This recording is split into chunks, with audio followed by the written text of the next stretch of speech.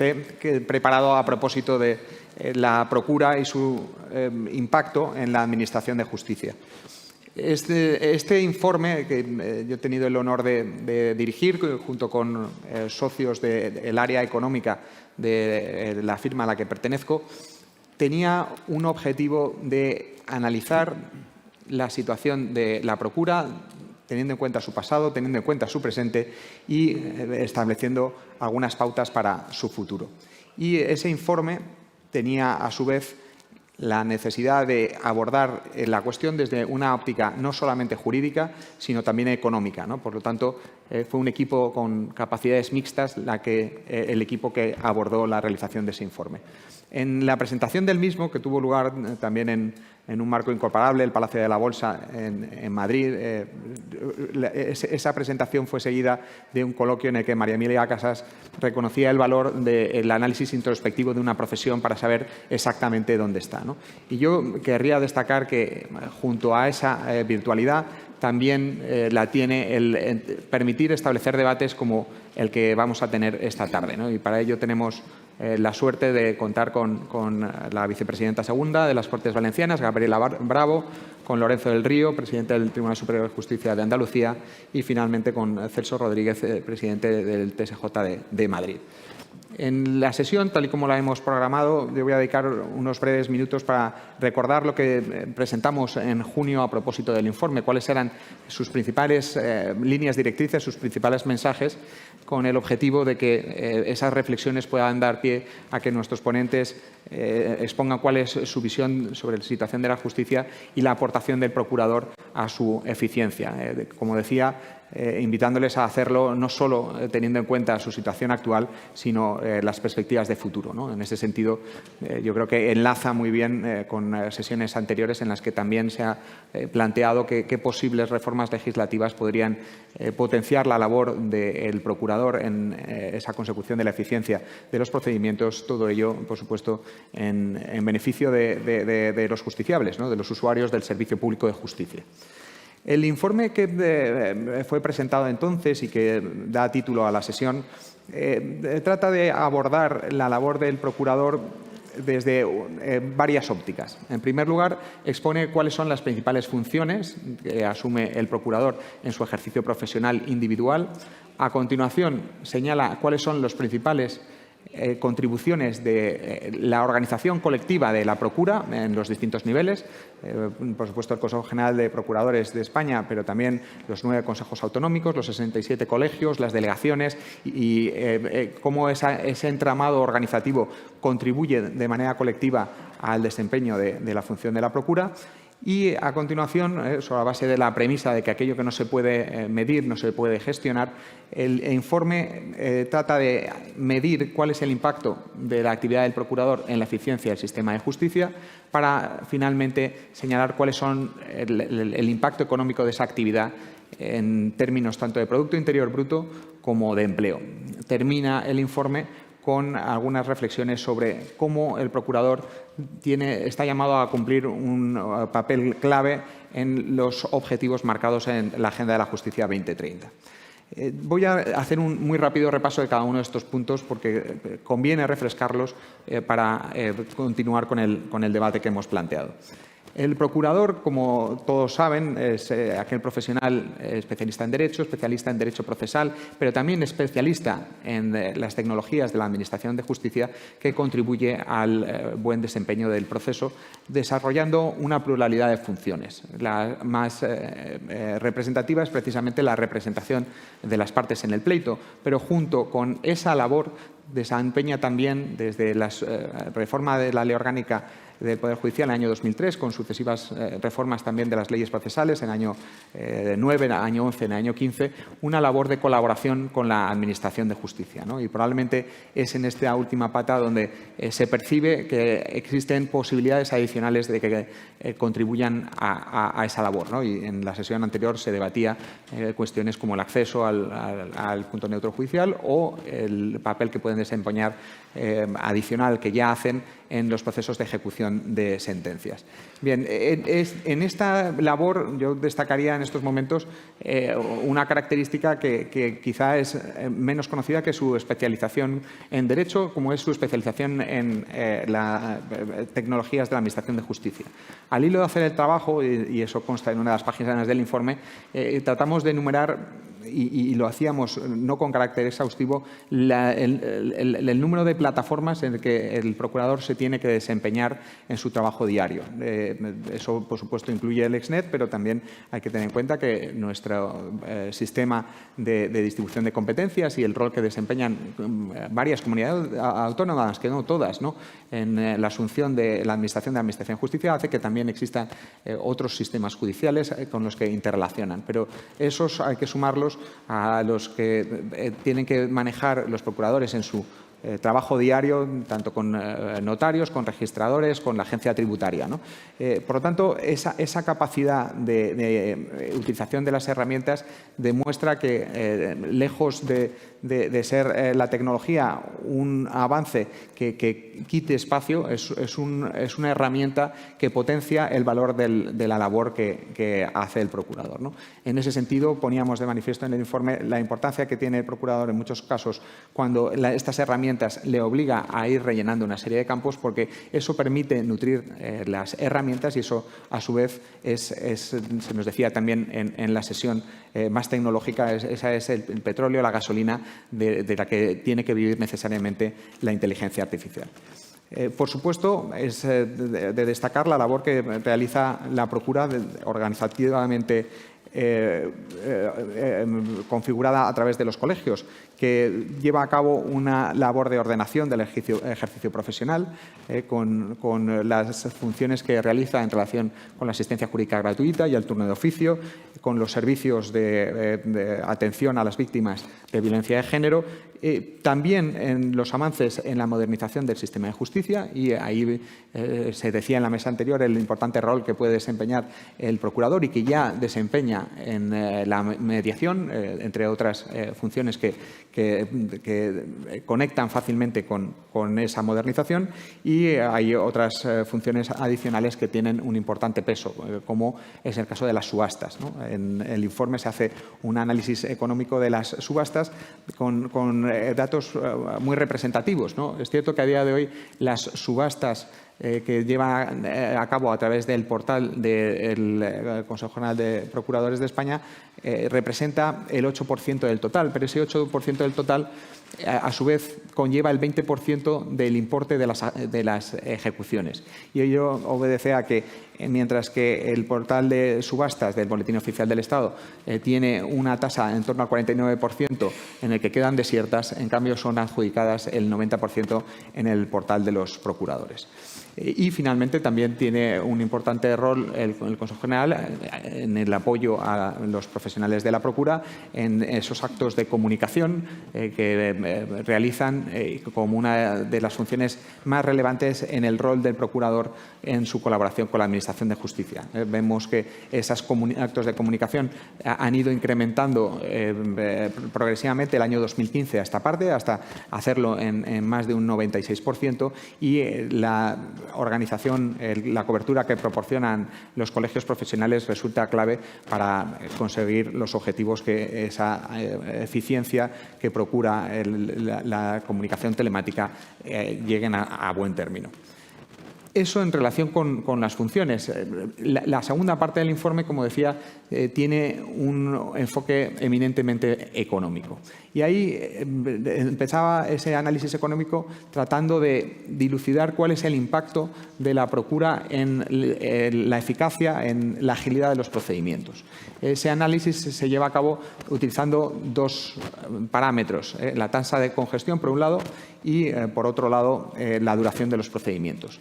Eso a base de la premisa de que la participación del procurador no es obligatoria en todo tipo de procedimientos. Sí lo es en la mayoría de los civiles o los penales, en los contenciosos administrativos ante órganos colegiados, y no lo es, en cambio, en la jurisdicción social ni ante los órganos unipersonales de la jurisdicción contenciosa administrativa. Bien, atendiendo a esta diferencia, cuando se lleva a cabo el análisis de la tasa de congestión que es el resultado de dividir los asuntos pendientes de años precedentes y los entrados en un año por el número de asuntos resueltos en ese mismo año, advertimos que es sustancialmente más baja esa tasa cuando la intervención del procurador es preceptiva, es obligatoria. Eso, en términos de duración de los procedimientos, arroja que en aquellos procedimientos en los que la intervención del procurador es obligatoria, la duración media está 4 meses por debajo, ¿no? Por lo tanto, eso tiene un impacto que es muy relevante a la hora de analizar cuál es la intervención del procurador y su contribución al acortamiento de los plazos y, por lo tanto, a la mejor eficacia de los procedimientos. Por eso, el análisis económico lo tiene en cuenta a la hora de tratar de calcular económicamente cómo esa eficacia se traduce en crecimiento del Producto Interior Bruto. El análisis del impacto económico se centra fundamentalmente en la parte del empleo y en la parte del impacto económico, tanto directo como indirecto como inducido. En relación con el empleo, los datos lo que arrojan es que los más de 9.000 procuradores, una cifra que es cercana a 10.000, emplean a más de 57.000 personas. Es decir, cada procurador da empleo a 6 personas. Y, a su vez, genera una serie de puestos de trabajo indirectos o inducidos como consecuencia del acortamiento de los procedimientos, en el entendido de que la reducción del plazo mejora las inversiones, la decisión de inversión empresarial y, por lo tanto, esa inversión empresarial genera nuevos empleos. Cuando lo traducimos en términos económicos de contribución al Producto Interior Bruto, las cifras lo que reflejan es que la actividad de los procuradores conlleva un movimiento económico por encima de los 1.000 millones de euros. Eso conlleva, por supuesto, los aranceles que cobran, los sueldos que pagan, las cuotas que pagan a sus colegios, los empleos que los propios colegios y Consejo General procuran.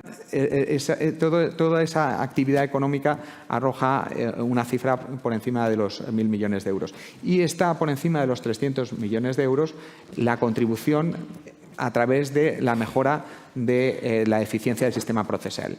De nuevo, partiendo de que la mejora de esa eficiencia promueve, facilita las inversiones, también genera un mejor clima económico que se traduce en un impacto económico que está calculado en esas dimensiones. Y termino esta exposición inicial para dar pie al debate a continuación con unas reflexiones acerca del papel del procurador en la Agenda de Justicia 2030, ¿no? Decíamos que el informe no ha querido analizar exclusivamente la realidad, sino poner de manifiesto la importancia del papel del procurador en el futuro. Para eso, el guión que sigue el informe, como no podía ser de otra manera, es el propio del Plan de la Justicia 2030, que tiene 3 objetivos fundamentales. Mejorar el acceso y los derechos y libertades de los ciudadanos. En segundo lugar, mejorar la eficiencia del servicio público de justicia. Y, en tercer lugar, contribuir a la sostenibilidad y a la cohesión. En el primero de estos objetivos, el rol del procurador es indudable. Su papel de representación de las partes es un elemento fundamental para la preservación del derecho a la tutela judicial efectiva. Por lo tanto, podemos decir que intrínsecamente la labor del procurador conecta con el objetivo de mejora del acceso de los ciudadanos a sus derechos y libertades. Si tenemos en cuenta el rol que lleva a cabo la Procura en áreas tan sensibles como la asistencia jurídica gratuita o la atención a las víctimas, claramente son otros 2 ámbitos en los que la labor del procurador ayuda de manera palpable a la consecución de esa mejora del acceso a la justicia. En segundo lugar, es el momento de hablar de la eficiencia del servicio público, ¿no? De justicia. En la sesión anterior se hablaba de las 3 leyes que fueron impulsadas en la legislatura pasada y que han quedado caducadas, que veremos si se retoman y cómo se retoman, pero que dentro de su estructura hablaban de la necesidad de mejorar la eficiencia organizativa, de mejorar la eficiencia digital y, finalmente, de mejorar la eficiencia procesal. En los 3 ámbitos, el rol del procurador es indudable. Su condición de experto en las tecnologías de la Administración de Justicia le convierte en un actor clave para que la eficiencia digital pueda alcanzarse. A su vez, en la organización de la actividad judicial, la posibilidad de incrementar el rol de colaboración que ya desempeña con la Administración de Justicia también está llamado a mejorar esa eficiencia.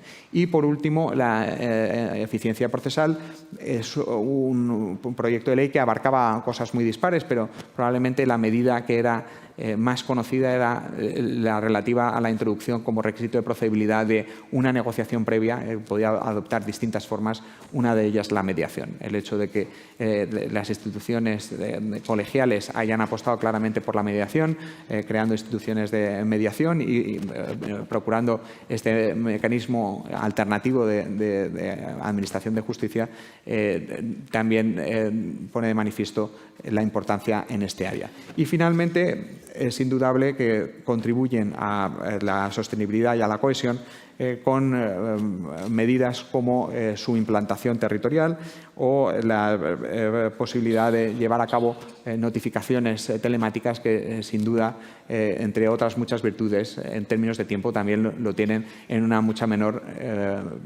impacto medioambiental, ¿no? Por lo tanto, en ese rol de la sostenibilidad también es un papel importante.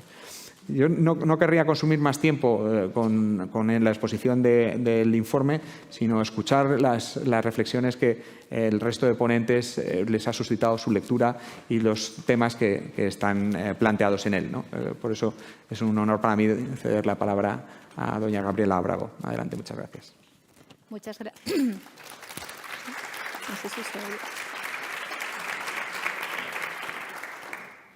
Muchas gracias.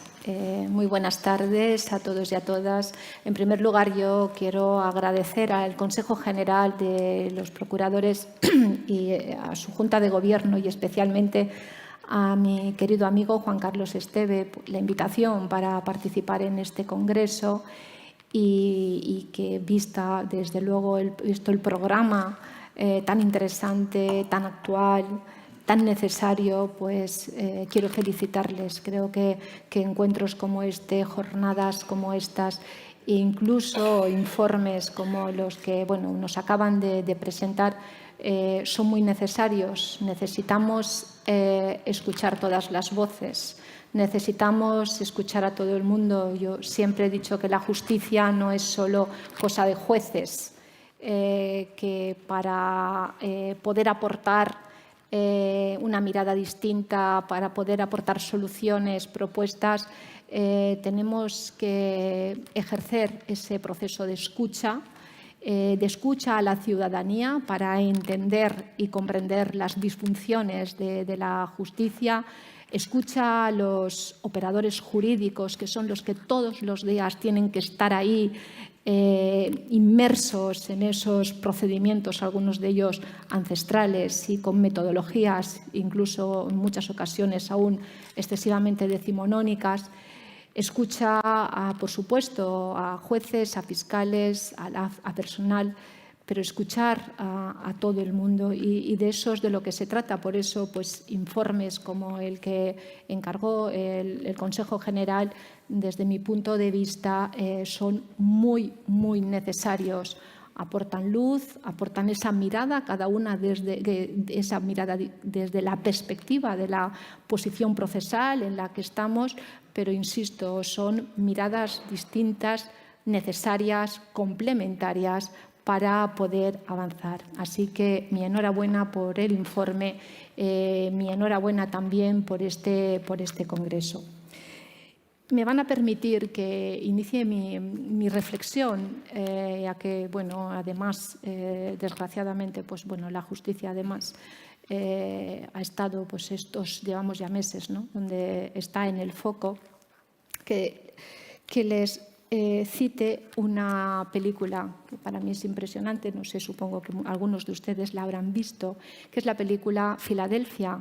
Se rodó en el año 2000, se estrenó en el año 1993.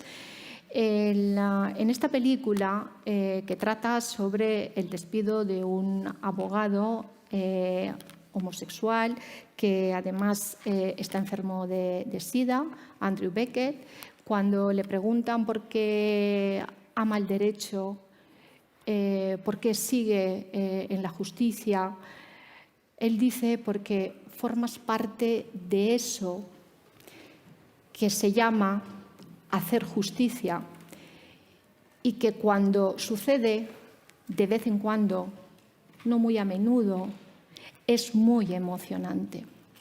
Yo estoy segura que todos y todas las personas que hoy están aquí, que la Procura, formáis parte de ese mundo que se emociona cuando con vuestro trabajo veis que se hace justicia. Y ese es el sentido de justicia que quienes creemos en ella, quienes pensamos que para que un país avance y que no hay democracia sin justicia, nos creemos la justicia como lo que dice y proclama nuestra Constitución como un principio inspirador, un principio fundamental, inspirador de nuestro propio ordenamiento jurídico junto con la igualdad o el pluralismo político. La justicia, por tanto, está en la base de cualquier democracia. Y, sin embargo, pues dicho esto, si analizamos pues estos ya 45 años de vigencia de la Constitución, nos damos cuenta que, desgraciadamente, la justicia no ha sido la protagonista de la agenda política. Este país, en estos 45 años, ha experimentado grandes avances sociales, se ha modernizado e, insisto, nos hemos situado incluso en muchos ámbitos a la vanguardia de Europa en defensa de derechos y libertades. Ahí están nuestras leyes en materia de violencia, en materia de igualdad, en materia de matrimonio del mismo sexo, en materia de reformas laborales. Sin embargo, la justicia no ha ocupado el protagonismo que, como una gran pata necesaria del estado de bienestar, y más allá que del estado de bienestar, de los cimientos de un estado democrático, debería tener. La ha ocupado, desgraciadamente, para ser objeto de noticia, pues, por la crisis que llevamos arrastrando desde hace ya casi 5 años, con un bloqueo absolutamente irresponsable del Consejo General del Poder Judicial, que está afectando al funcionamiento de nuestros juzgados y tribunales. Y está afectando seriamente. Ahí está el Tribunal Supremo con más ya casi el 30% de la plantilla de jueces y magistrados sin poderse renovar y sin poder nombrar cargos, presidencias de tribunales superiores prorrogadas, de audiencias provinciales.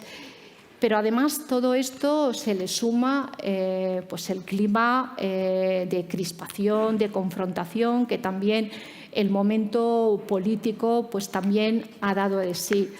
Por tanto, desgraciadamente vemos que ocupa las primeras páginas de los telediarios, de los periódicos, de cualquier medio de comunicación para la confrontación, para la crispación, pero no para plantear esa apuesta política por un servicio público esencial para la garantía y la defensa de los derechos y de las libertades de la ciudadanía, sino que para consolidar lo que es un Estado democrático.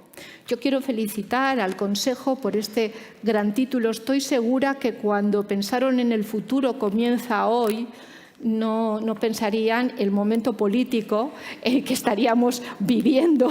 Hoy arranca una nueva legislatura y, sinceramente, después de tantas legislaturas frustradas, desperdiciadas, en las que no hemos tenido, si miramos atrás, una gran propuesta y un gran proyecto de justicia que haya dado ese impulso transformador para cambiar las cosas. Así que yo, pues bueno, creo que vamos a ver si esto es pues una premonición de lo que va a pasar y realmente el futuro para la justicia empiece hoy. Yo espero y deseo que después de todos estos tiempos turbulentos que hemos vivido, de confrontación entre los tres poderes del Estado, iniciemos un periodo con esfuerzo de todos, con capacidad, pero un periodo de diálogo donde la palabra sea la protagonista y una palabra, además, que sepa escuchar, insisto, porque no hay otro camino que ese proceso de escucha y de intercambio para seguir avanzando. Creo que más que nunca este país tiene que seguir adelante y espero, insisto, que iniciemos un periodo donde la justicia recupere y que se sitúe en esa agenda política y en ese protagonismo, pero en positivo y siempre desde la lealtad. Yo quería hacer un pequeño análisis, dado que el título de nuestra intervención es Justicia y Procura, brevemente, porque no tenemos mucho tiempo, de la situación de la justicia, y me van a permitir que lo haga desde una visión poliédrica que tengo en este momento como fiscal y, por tanto, pues desde dentro, como vocal del Consejo, pero sobre todo la última faceta de mi etapa profesional como consejera de Justicia. Y desde esta visión última, quiero apuntarles unos datos para ustedes hacerles reflexionar. Miren, 8 años llevo gestionando justicia en la Comunidad Valenciana, junto con otras materias. En estos 8 años, el presupuesto en la Comunidad Valenciana para justicia lo hemos incrementado casi en un 70%, más de 500 millones de euros. Hemos creado casi 60 órganos judiciales en la Comunidad Valenciana. Hemos incrementado el presupuesto para planes de refuerzo en un 277%, de 50 funcionarios que habían cuando llegué, más de 600 personas reformando los juzgados. Y al mismo tiempo, un dato muy importante, la carga de trabajo durante estos años se ha reducido. Si ustedes comprueban las gráficas del Consejo General del Poder Judicial, los estudios de la justicia dato a dato, pues en el año 2012 el número de asuntos que ingresaban en los juzgados y tribunales de España rozaba aproximadamente los 10 millones de asuntos, 9.800.000. En el año 2022 estamos sobre los 6.600.000 asuntos que ingresan en los juzgados. Durante este tiempo hemos puesto en marcha proyectos muy pioneros que nos han situado como una comunidad referente en España. Aquí pues, está la decana del Colegio de Procuradores, la presidenta del Consejo Autonómico, antes también de Procuradores de la Comunidad Valenciana, porque lo saben, porque además hemos trabajado con ellos. Proyectos innovadores y muy potentes en materia de protección de víctimas, en materia de justicia inclusiva, en materia de justicia eficiente, en materia de justicia gratuita. Y hemos avanzado mucho, pero si ustedes me preguntan, ¿la Comunidad Valenciana, la justicia está mejor después de estos 8 años? Yo les diré, sí, está mejor. ¿Y el nivel de satisfacción de los usuarios? Pues sigue siendo penoso, y la imagen igual. Cuando tú inviertes y estás incrementando año a año presupuesto y medios materiales, por no voy a cansarles, en el plan de infraestructuras y las ejecuciones de las obras que estamos realizando, y ves que el nivel de satisfacción, bueno, ha mejorado. Es verdad que vas por ahí y abogados y procuradores te dicen y te dan las gracias por el esfuerzo, por la apuesta de un nuevo modelo de justicia gratuita, te encuentras, pero te das cuenta que No hay una proporción entre el esfuerzo económico, personal, profesional que se está realizando y el nivel de satisfacción. Y esto me lleva a una primera conclusión, desde una visión de comunidades autónomas, que les puedo confesar que antes no la tenía, porque yo antes mi mirada era muy centralista, como fiscal, como una justicia que es el Ministerio quien controla, el Consejo General, porque mi visión pues, había sido desde órganos centrales. Cuando tú desarrollas un proyecto en el que quieres avanzar, en el que haces propuestas de creación de órganos, de planes, y ves que no lo consigues, ¿qué es lo que está pasando? Pues miren, mi primera conclusión de este análisis es que creo que está muy mal diseñado el plan de transferencias de las comunidades autónomas. Las comunidades autónomas somos una especie de convidadas de piedra. Estamos ahí, no tenemos prácticamente ni voz ni voto para tomar las decisiones de los temas importantes, que son reformas legislativas, creación de órganos judiciales, planes de refuerzo, que son las variantes importantes sobre las que tú puedes ir avanzando. Ahí, como saben, en la justicia confluyen una serie de instituciones que además la relación entre ellas tampoco está jerarquizada, sino que es una relación de concentración, Consejo General del Poder Judicial, Ministerio de Justicia, comunidades autónomas, que es absolutamente difícil, insisto, de aterrizar. Y eso nos sitúa muchas veces, como lo he visto yo desde el ámbito autonómico, en una situación de absoluta impotencia. Tú quieres avanzar, presentas un presupuesto con dotaciones económicas para crecer en planta judicial, para aportar y apoyar y con planes específicos para determinadas jurisdicciones, y todo eso se te queda ahí porque resulta que la comunidad autónoma está a la espera de que otras instituciones decidan cómo se van a hacer las cosas. Y les voy a dar un ejemplo que es muy gráfico. Después del COVID, cuando empezamos a abrir los juzgados, desde mi punto de vista, demasiado tarde, la situación, sobre todo en algunas jurisdicciones, era terrible. Era necesario pues, volver a relanzar la agenda de señalamiento, sobre todo pues, la jurisdicción social, y planteamos un plan de choque con un presupuesto extraordinario que nos había concedido Hacienda, con más de pues, casi 4 millones de euros, para apoyar un plan de refuerzo para poder celebrar juicios por la tarde. Mantuve reuniones con todos los colegios profesionales, abogados, procuradores, graduados sociales. Todo el mundo estaba dispuesto a que pudiéramos calendarizar, hacer un calendario para evitar que todos los juicios suspendidos se fueran al 2025. La comunidad autónoma estaba dispuesta a aportar todo el esfuerzo presupuestario en materia de personal. Consejo y Ministerio tenían que resolver el número de jueces o de LAG que necesitábamos.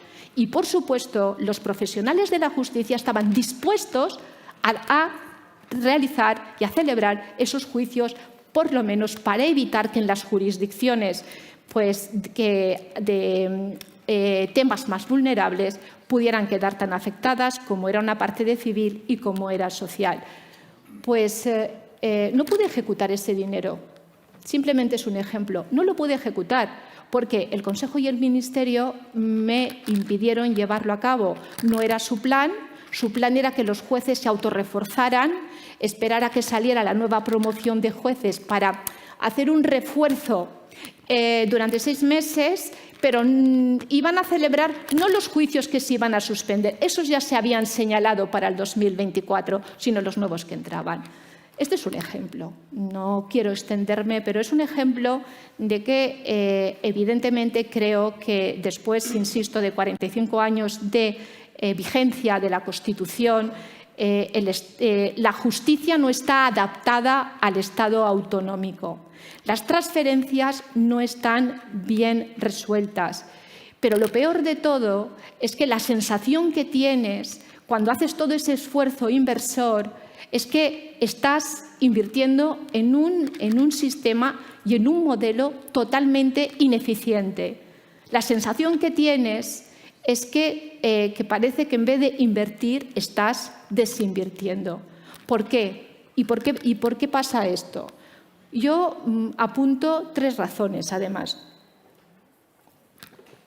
Una, por muchas leyes que se han anunciado en estos últimos 15 años, desde mi época del Consejo y los planes estratégicos de modernización de la justicia maravillosos, interoperabilidad y tribunales de instancia, no hemos avanzado mucho.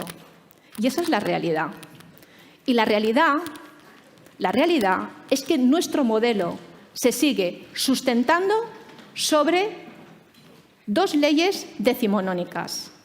La Ley de Planta y Demarcación Judicial de 1870, que es una ley que ha sido parcheada, que ha sido modificada en distintas ocasiones para acomodarse, pero no es una ley que responde a la España del siglo XXI. Es una ley que se promulgó atendiendo a las necesidades de una España rural. 422 partidos judiciales, que son los que se diseñaron en aquel momento. Esa es la misma organización judicial que tenemos siglo y medio después. El concepto de juzgado es un concepto que tenemos que superar y desde todos los ámbitos venimos reivindicándolo porque necesitamos una organización judicial colegiada, mucho más flexible, que sea más funcional, respetando, por supuesto, la independencia judicial. Pero necesitamos modernizar la estructura, necesitamos transformar esa estructura. Y para ello, porque todo esto hay que hacerlo siempre compatible con una idea fundamental, y es que los servicios públicos no los alejemos demasiado, que al final la ciudadanía, no por querer modernizar, quede alejada y se quede privada de ese servicio público, porque sabemos que cuando eso sucede, las personas más afectadas van a ser los más vulnerables. Por eso yo siempre he reivindicado que la necesidad de poner en marcha un proyecto de una justicia de proximidad, que es fundamental, donde tú creas unos primeros servicios. Nosotros, dentro de nuestro marco competencial, lo iniciamos en la Comunidad Valenciana, pero es fundamental. Y fundamental redefinir la organización, porque, insisto, yo la sensación que tenía como consejera era como invertir en una empresa montada en el siglo XIX y aquí tienes que usted invertir y producir, pero usted no puede cambiar nada. La segunda pata, fundamental, y yo vengo reivindicándolo desde hace más de 20 años, es el proceso penal, es la ley de enjuiciamiento criminal. 3 proyectos o anteproyectos esperan en cajones trabajos buenísimos, hechos en distintos gobiernos. Ahí están a la espera en los cajones del Ministerio de Justicia. Yo no voy a profundizar mucho sobre esto porque no hay tiempo, pero solo les quiero dar 2 ideas. Es que ya no hay en Europa ningún país que no siga el modelo de fiscal investigador con un juez de garantías.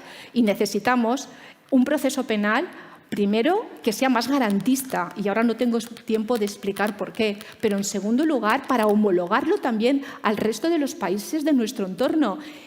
Y, en tercer lugar, porque tal y como está planteada el cambio en el proceso penal, estoy segura que no solamente va a contribuir a una mayor garantía, sino también a una mayor eficacia y agilidad del procedimiento. Y eso si tenemos en cuenta que en el orden jurisdiccional penal entra el 75% de los asuntos. Pero seguimos con una ley de enjuiciamiento criminal del siglo XIX que hemos parcheado en multitud de ocasiones.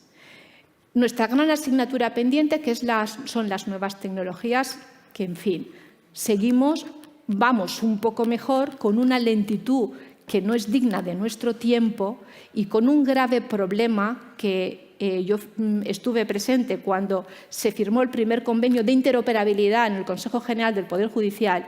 15 años después, los distintos sistemas informáticos de las comunidades autónomas no es que funcionen bien, es que siguen sin conectarse y sin poder interactuar.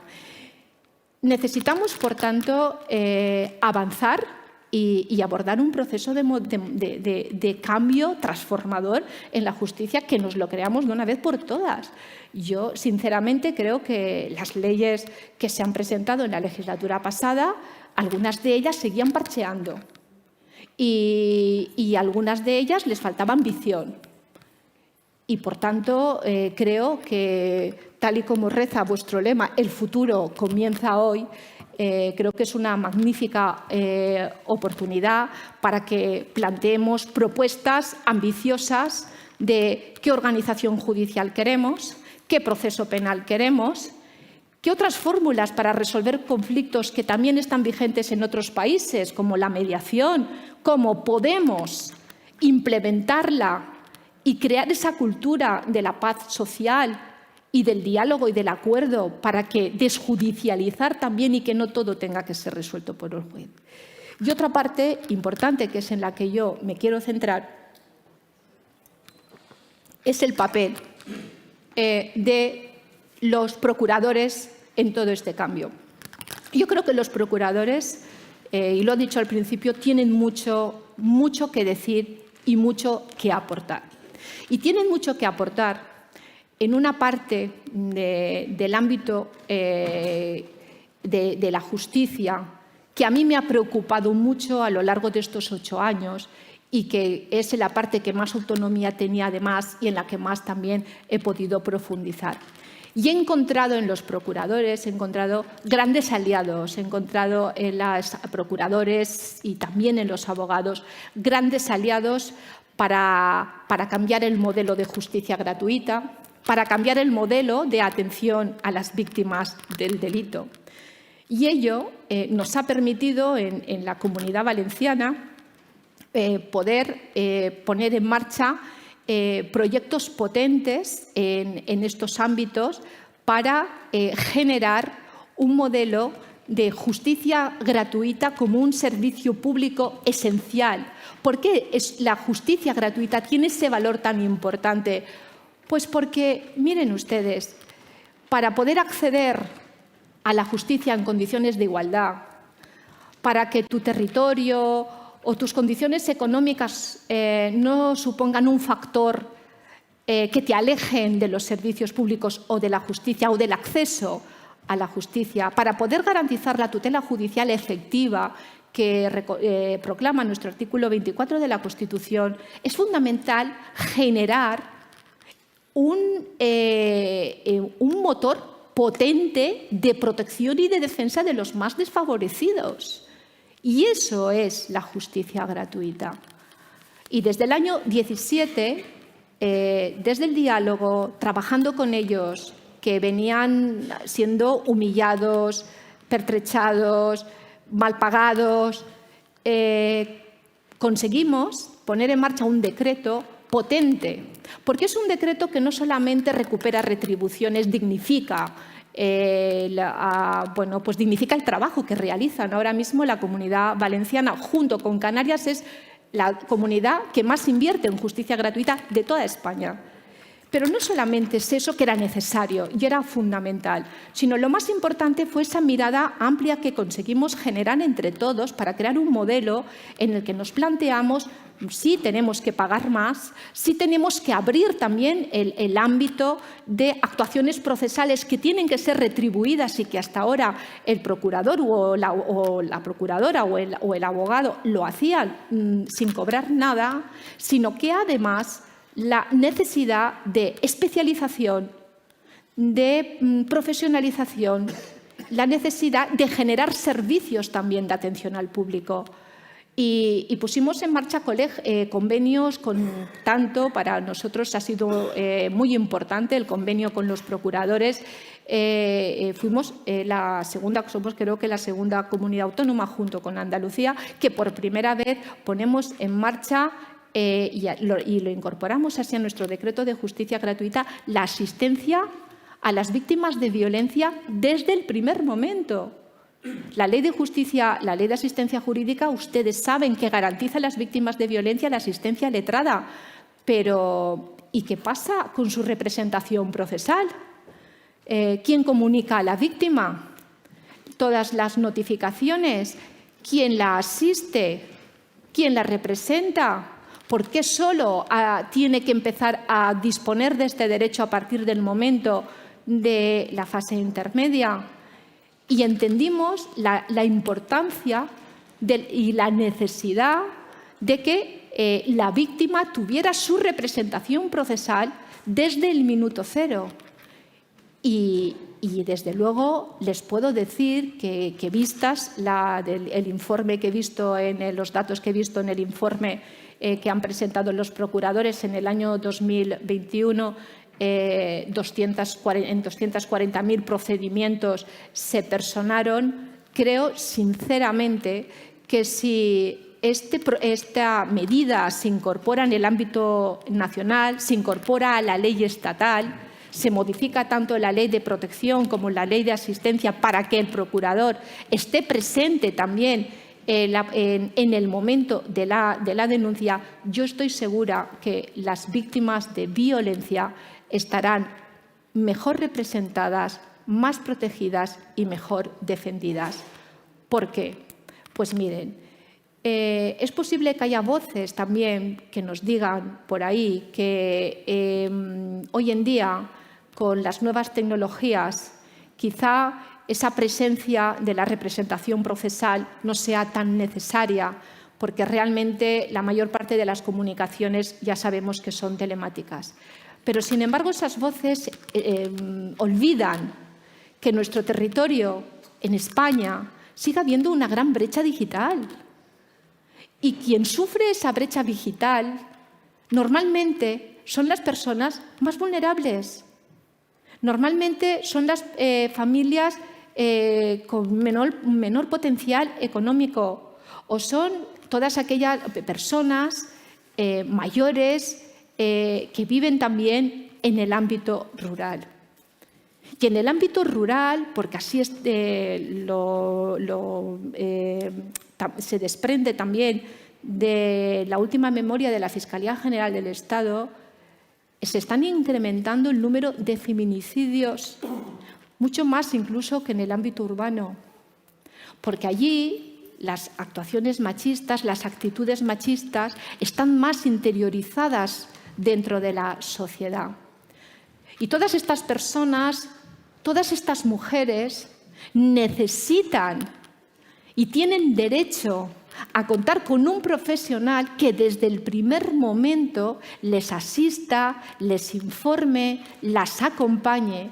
Y ese es un papel fundamental que, a pesar de los avances tecnológicos, insisto, es necesario que el papel del procurador esté ahí presente. Así que yo creo que desde luego, que tenéis un gran camino por delante para nosotros, todo lo que hemos trabajado a lo largo de estos años en la Comunidad Valenciana, puedo yo, desde luego, evidenciar que son absolutamente necesarios, que la Procura es un elemento más de la Administración de Justicia que tiene una gran capacidad de dinamización y, sobre todo, de contribuir a esa equidad, a esa cohesión territorial y a esa cohesión social. No quiero extenderme mucho más porque tenemos el tiempo muy reducido, pero sí que quiero acabar animándoos a seguir trabajando, a seguir por este camino y a ver si de verdad el futuro comienza hoy. Muchas gracias.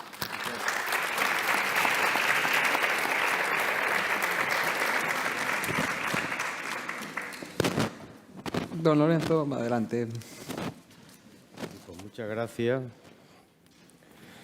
Gracias sobre todo, ¿no?, a los valientes procuradores, que en esta hora, después de una sesión de esta mañana tan complicada, tan larga, con una comida prisa y corriendo, y a la espera de una visita a la Alhambra, pues habéis querido acompañarnos. La verdad es que me hubiera encantado poder haber cogido el testigo. Me estaba acordando, no sé por qué, de las carreras olímpicas, que son de 4 corredores, ¿no?, como estamos aquí. Y digo, me hubiera encantado coger el testigo de Gabriela Bravo y comentar algunas de las cosas que estaba diciendo, porque son muy interesantes. No sé por qué, me ha venido de pronto un chiste de Mingote. Mingote presentó un chiste donde se veía a la balanza, la mujer de la justicia, estaba así, el médico que está ocultándola, y ella le dice, doctor, yo me encuentro muy mal, pero yo quiero que antes de que me cure, que me lo explique qué me pasa, que me explique qué me pasa. Y efectivamente, si a uno le dicen en pocas palabras qué le pasa a la justicia, y lo digo porque fue una pregunta que me hizo hace poco un periodista, dice, Lorenzo, pero no se enrolle. Pues digo, bueno, le puedo decir sota, caballo y rey. La justicia necesita ser más humana e independiente. Fijaros lo que podemos hablar aquí.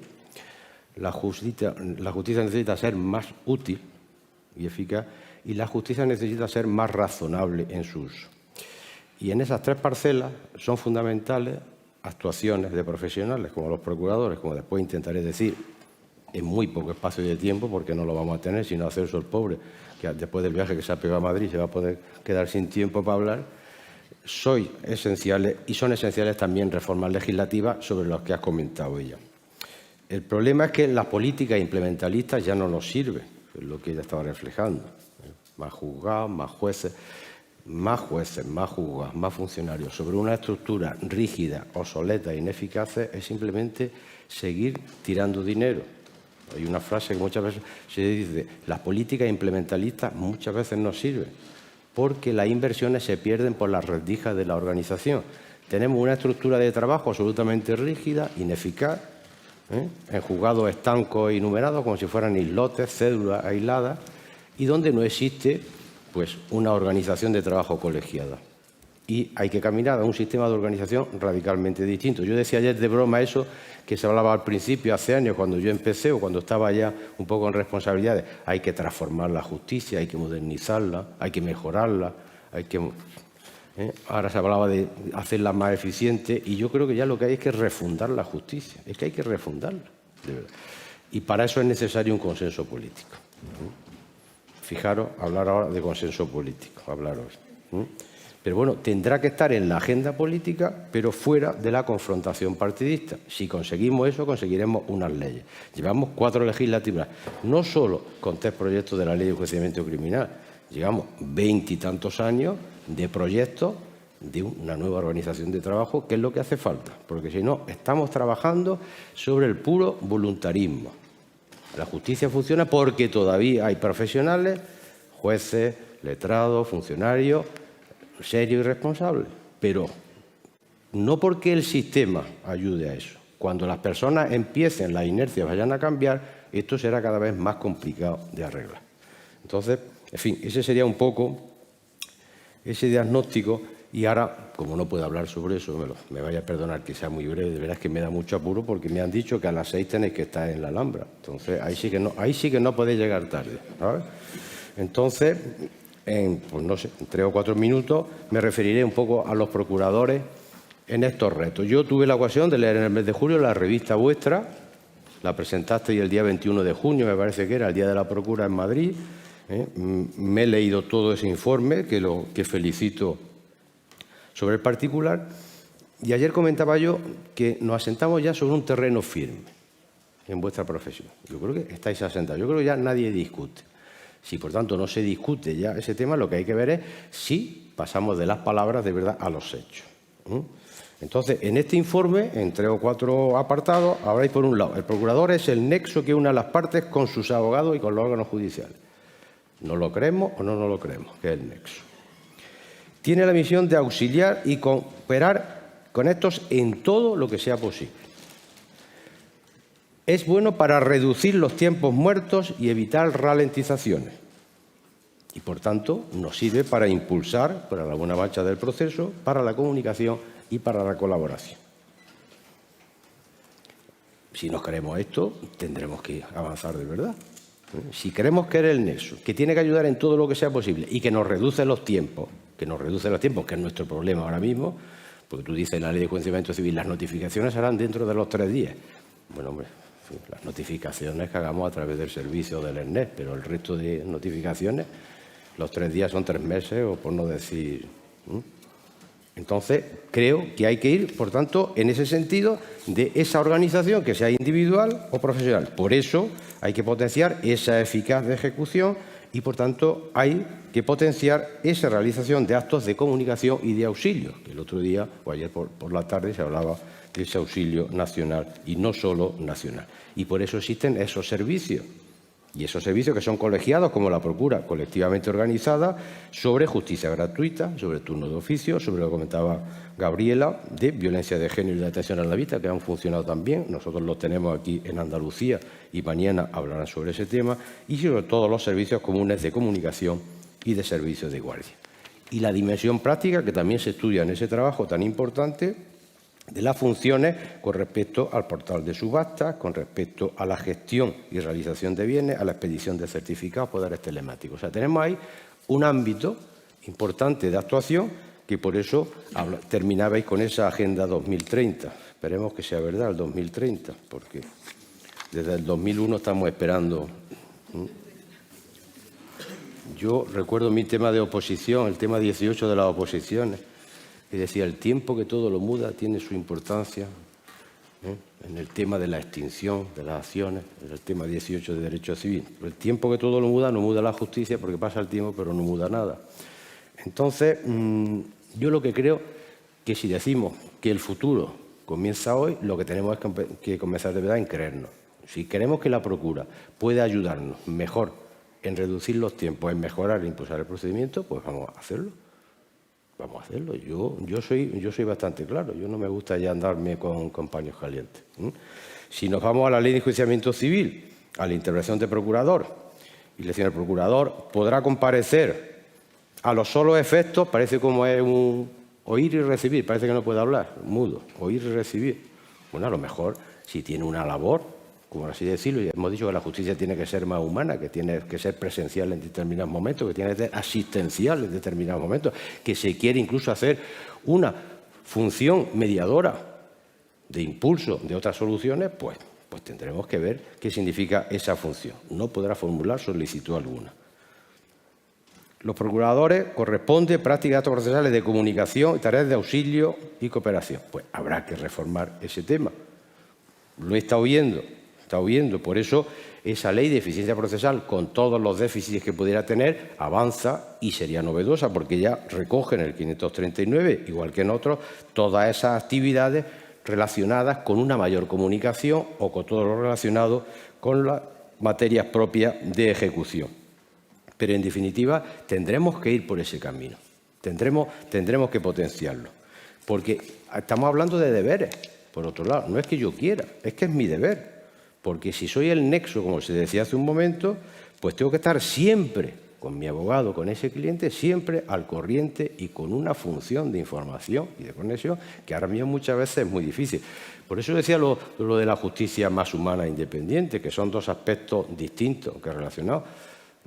Porque la justicia humana quiere decir que estamos perdiendo la conexión, que cada vez cuesta más trabajo ir a un juzgado, relacionarse con los funcionarios, relacionarse con el juez. Parece que es que ya con esto de los servicios telemáticos es que ya nadie puede verse ni hablar, ya nadie puede ir a charlar con el juez 10 minutos, que lo reciba, o con un funcionario, no, preséntamelo por escrito, esto y lo otro. Bueno, quizá haya que cambiar, ¿no?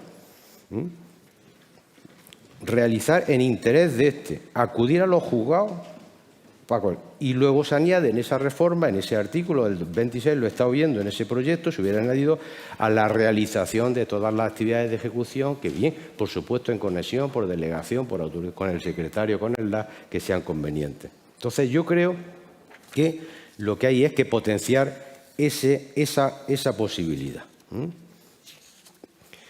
Porque, fijaros, En el artículo 152, forma de los actos de comunicación. Lo hacen los funcionarios del cuerpo de auxilio o el procurador de la parte. Pero ¿por qué no es al revés?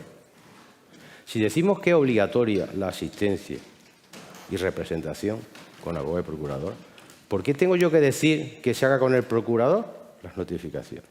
Es que debe ser la regla general, pero no tiene que ser a tal efecto en todo escrito que ya he hecho, deberá expresar. Si no manifestara nada, se hará a través de los funcionarios del cuerpo de auxilio. No, si es que tiene que ser al revés. Es que la regla general es que si el legislador exige al procurador, es que todo, absolutamente todo, se haga a través de toda esa comunicación. Y esto agilizaría muchísimo. Entonces, yo creo que esa es una parcela en la que tenemos que trabajar. Y lo de los medios electrónicos, evidentemente, no empece para nada, porque hay actos de comunicación que se hacen de esa forma y se ha demostrado con el tiempo que gracias a la implicación vuestra, el SNE ha funcionado y sigue funcionando por la implicación de los procuradores, porque si no, yo no sé qué hubiera pasado con la administración electrónica. Entonces, es complementar esa profesionalidad que habéis demostrado con los servicios a través del SNE, con las notificaciones telemáticas, a través de cualesquiera actos de comunicación externos, en persona, domiciliaria, que se pueden hacer con responsabilidad, con exigencia y, evidentemente, con absoluto conocimiento del órgano judicial o del fedatario público, pero que eso no debe de darnos, o por lo menos a mí no me da ningún problema. Cuando se dice que se identifica el destinatario cuando acude a través de un dispositivo electrónico, pero a los solos efectos de que se le pueda informar, a los malos efectos de contacto con el tribunal. Bueno, pues mire usted, ese domicilio a través de eso o ese medio electrónico, que él, ¿por qué va a ser a los solos efectos de contacto con el tribunal el que va a decir que venga usted aquí que le vamos a notificar, como está pasando ahora mismo? No, mire usted, pues eso puede servir para que a través de un medio electrónico y, por tanto, con la responsabilidad del propio procurador, todo se le pueda comunicar a la persona perfectamente identificado. Y yo respondo de que se ha mandado desde una dirección de email correcta, le he mandado yo a esa dirección electrónica que esa parte actora o demandada ha puesto y que se le ha seguido al principio. Entonces, yo creo que ahí, evidentemente, creo que se puede avanzar mucho. La comunicación debe hacerse a través del procurador, siempre. Y si me permitís esa primera reflexión, creo que debe ser ese el camino. Estaba así en el proyecto de ley de eficiencia procesal. Yo no sé qué va a pasar. Veo aquí a María Jesús, con la que he podido hablar algunas veces con ella, pero son reformas que vienen del 2001. Son insuficientes, estoy con Gabriela en algunos casos, pero yo creo que se refiere más a la de eficiencia organizativa que a la de procesal, que ahí sí que es poco avanzada, seguramente. Pero sería muy bueno hacerlo. Sería una pena que una nueva legislatura se perdiera en reformas de justicia porque son necesarias. Y luego la otra parte de la ejecución, pues os podría decir lo mismo, fijaros. Yo tengo habitualmente todas las salas de gobierno que tenemos, hay un apartado que se llama quejas de los ciudadanos. Casi todas las quejas, si no un 70-80%, son demoras en la fase de ejecución. La tardanza que hay en realización, en los requerimientos para pago, en la subasta, en todo ese tema. Nosotros tenemos en este año pasado en Andalucía, os doy nada más que esa cifra, Celso, y te dejo ya porque si no sé que no va a tener tiempo y me daría mucho apuro, ¿sabes? Hemos tenido 475.000 asuntos pendientes de ejecución. Fijaros, la jurisdicción civil tenemos ahora mismo 390.000. Y en primera instancia 182.000, mercantil 5.000, 2.000 de violencia sobre la mujer y 190.000 de los juzgados de primera instancia. En definitiva, el 81% de las ejecuciones que tenemos ahora mismo son de la jurisdicción civil. Creo, por tanto, que es importantísimo que el procurador se inserte en esto. Sé que han surgido, porque además lo he escuchado, lo he oído y además lo he oído, que si eso supone desapoderar al fedatario o no fedatario. Creo que no tiene nada que ver y por eso esa posible redacción en conexión, por relación con conocimiento y por tanto potenciando todo ese traslado con el de realizaciones de presentación de bienes, de subasta, en fin, de mandamiento al registro de la propiedad, registro público. Todo ese tema sería mucho más ágil si lo hace con un colectivo profesional como la Procuraduría.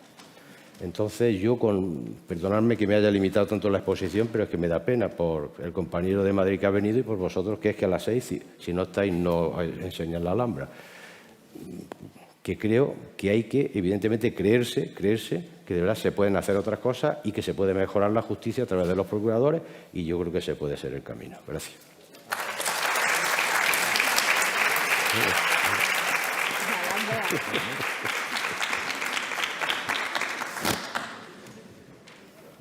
Si a las 6 tenemos que estar en la Alhambra, de ninguna manera puedo permitirme el resto de mi vida el remordimiento de conciencia que representaría privarles de una visita tan interesante, ¿no? Por lo tanto, a la luz de la distribución del tiempo de la mesa, me corresponde declarar inaugurado este congreso. Y me parece que lo mejor es que nos vayamos. Queda para otra ocasión la exposición de las 132 cuestiones que tenía pensado exponerles a lo largo de las próximas 2 horas, ¿no?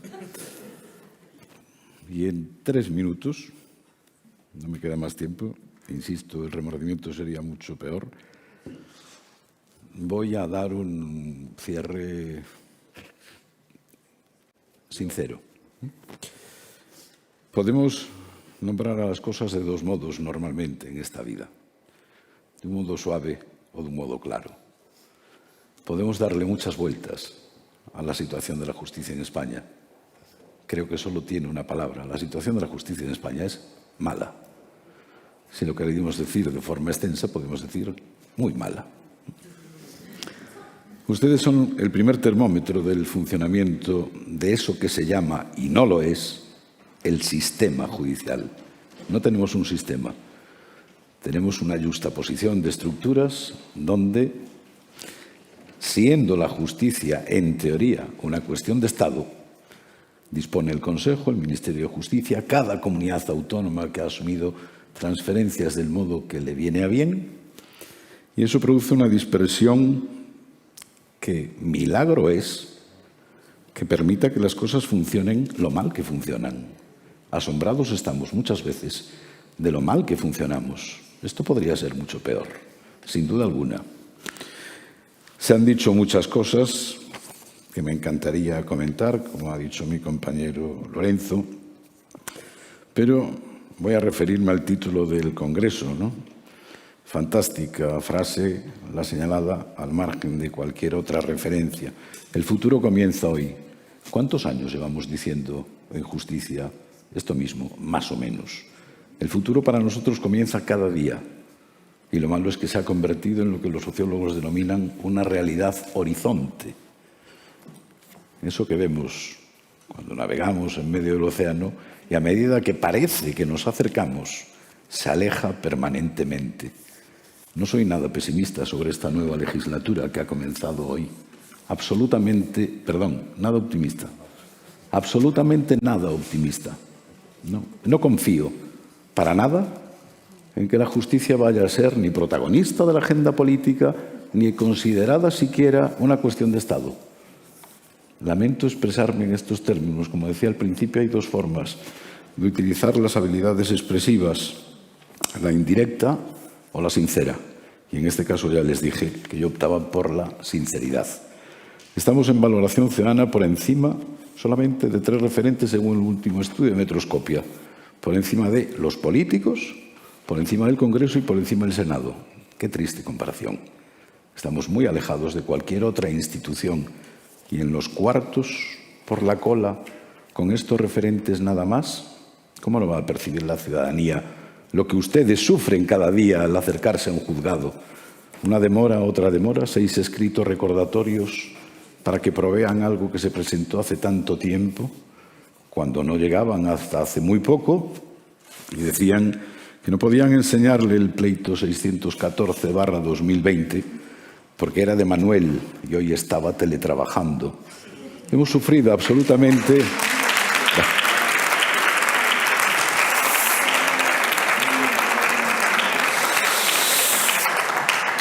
Hemos sufrido todos los males que cabía imaginar y más. La pandemia nos regaló muchas novedades que no fueron solventadas con acierto y, en definitiva, que se resiente. Esas 3 palabras que el artículo 24 de la Constitución tanto nos ilusionó hace ya tantos años, tutela judicial efectiva, ¿de verdad? Tutela judicial está nutrida por una abundante jurisprudencia del Tribunal Constitucional basada esencialmente en el desarrollo de la tesis de la motivación. En cuanto a la efectividad, tenemos una frase lapidaria: la justicia tardía no es justicia. ¿Vale? ¿Y qué? Alguien se ha encargado de revertir esta situación desde hace muchos años. Desde hace muchos años no. ¿Por qué? Justicia no tiene rentabilidad política, absolutamente ninguna.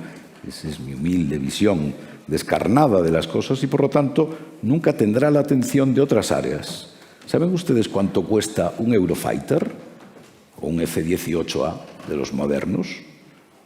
Es accesible su precio de Internet, no para compra. ¿Cuántos juzgados se hubieran creado con lo que cuesta un avión? Y, sin embargo, ¿cuántos juzgados se crean? 78 unidades judiciales en el último año para toda España, y nos pregunta el Consejo dónde quiere que en cada comunidad autónoma las ubiquemos.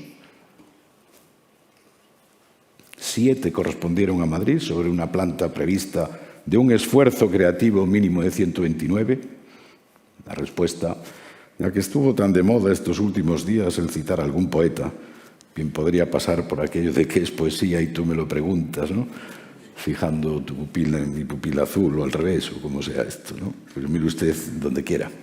No solucionan absolutamente nada, ni tenemos modelo, y sobre todo tenemos un interés porque ustedes dejen de pedir nada menos que resuelvan el asunto que está señalado para 2024 y nació en 2019.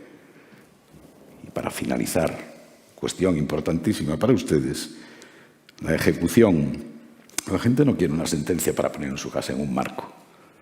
Lo que quiere es el dinero, lo que quiere es la efectividad, esa efectividad a la que se refiere la última de las 3 patas olvidadas del artículo 24, y no la consigue.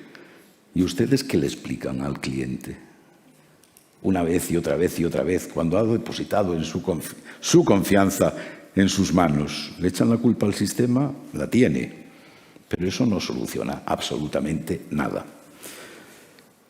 Si no termino, nos perdemos el patio de los leones e insisto que no puede ser, pero no sería honesto con ustedes, ni siquiera conmigo mismo.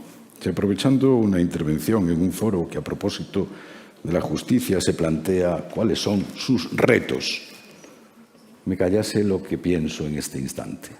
Posiblemente el mayor reto que hoy tiene la justicia en España es su respeto. Si es una cuestión de Estado, si es un pilar de la democracia, si es la condición sine qua non para que podamos hablar de un Estado de Derecho, permítanme el desahogo, no puedo más en público que expresar mi más sincero rechazo a la mera posibilidad de que mediante comisiones parlamentarias se investigue si algunos tribunales en España han cometido lawfare. Muchísimas gracias.